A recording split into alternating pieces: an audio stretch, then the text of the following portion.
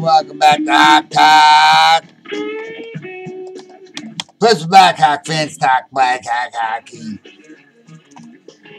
A little few thoughts on the Game 5 incident that happened there. I got I was watching with just completely unemotional. I don't know why. If it's because I felt bad because I put the Crowbone video up. I kind of felt bad. Maybe I shouldn't have done that for our own guy.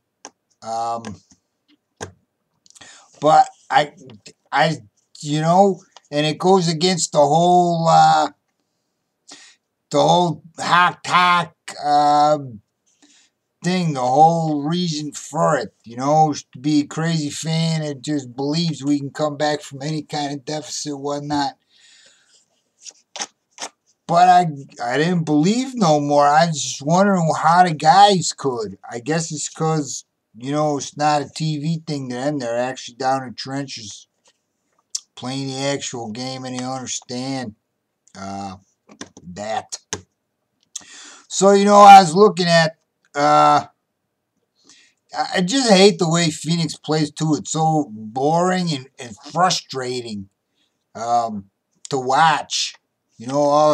Take all the skill out of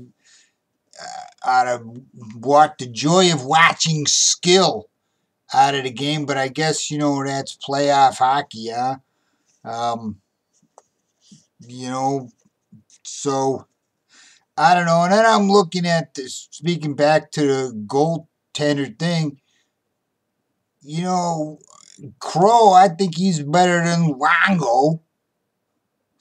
And look what's happened over there. Even tonight, Luongo's sitting.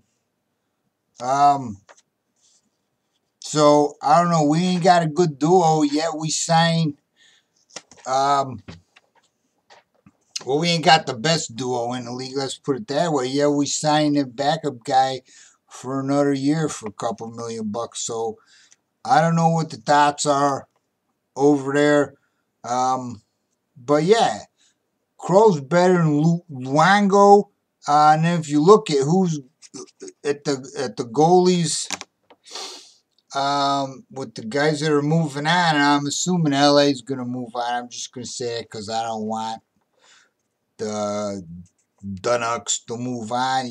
You would have Crow and Quick, Rene, and who I think the guy's name's Ellis over for the Blues, plus their other tandem. They got a good tandem. I don't know if the guy's still hurt or whatnot.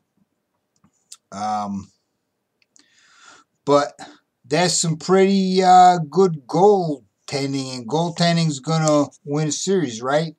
This guy Smith, he's supposed to be, he's looking, like he's probably the better goaltender out of this series, yet Hocks scored 4 against them. That's not supposed to happen. So our Hawk team's,